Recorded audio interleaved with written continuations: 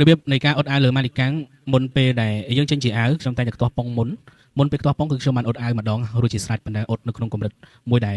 ភាគរយទាបបំផុតគឺអត់ខាងខុសហើយនេះគឺជាការដែលដាក់ប៉ុងចូលក្នុងម៉ាឌីកាំងហើយយើងធ្វើការអត់លើកទី2តែម្ដងការអត់នៅលើម៉ាឌីកាំងគឺមានភាពងាយស្រួលដោយសារតែខាងមុខវាគឺជាប្រភេទមានកលុកកលៈដូចជាប៉ុងដូចជាទ្រូងចឹងឯងអញ្ចឹងដើម្បីឲ្យអត់ឲ្យអស់សាច់គឺយើងធ្វើការទាញម៉ាឌីកាំងជាមួយនឹងអាវដែលបានកំណត់ទុកឬមួយជាការដេរហើយ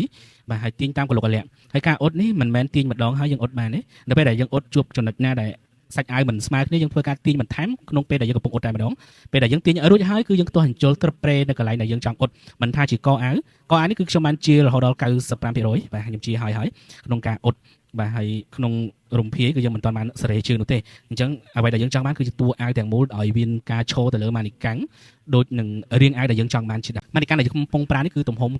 96ហើយអាវគឺទំហំ94អញ្ចឹងខ្ញុំយកមកខ្ទាស់ជាមួយនឹង96ត្រូវដែរបងប្អូនអាចមានអាវ96 98ក៏ប្រើម៉ានីកាំង96នេះបានដែរម៉ានីកាំងនេះគឺជាប្រភេទម៉ានីកាំងដែលមានស្មាសម្យេះមានដងខ្លួនកលុកកលៈ N ខ្នងកាពះគូតបឿស្មាឬក៏ក្បាលពោះទៅតាមរូបរាងមនុស្ស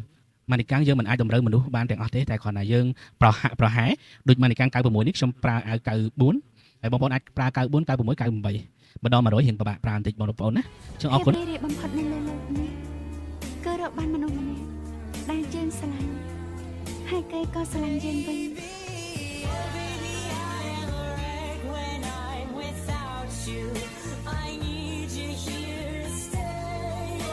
ទាញពងក៏ដូចគ្នាដែរដើម្បីទាញពងឲ្យបានល្អប្រសើរយើងធ្វើការតម្រង់ពងជាមុនសិនការតម្រង់ពងជាមួយនឹងខ្សែរៀងរបស់អាវហើយយើងមិនដាមច្រើនដូចនៅក្នុងរូបនេះពេកទេនេះដោយសារតែកូនសិស្សគាត់ដាមទៅហើយយើងគាត់ដាមទៅខ្សែចង្កេះក្រោមទ្រូងទៅបានហើយនឹងខ្សែជីបហើយក្នុងការដែលយើងទាញយើងត្រូវសន្មតថាការឆ្វេងស្ដាំក្នុងការទាញនេះគឺយើងបានតម្រង់ពងរួចជាស្រេចហើយទាញកុំឲ្យពងធ្លាក់ជ្រុលពេកហើយកុំឲ្យអាវហ្នឹងវានៅលើពេកសំខាន់គឺយើងប្រេទៅតាមម៉ានីកាំងដែលយើងបានជ្រើសរើស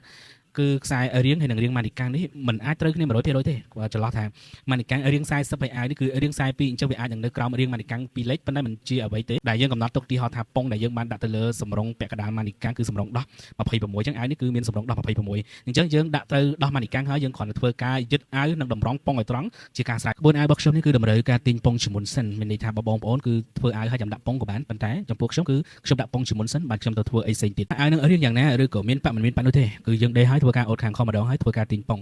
ដើម្បី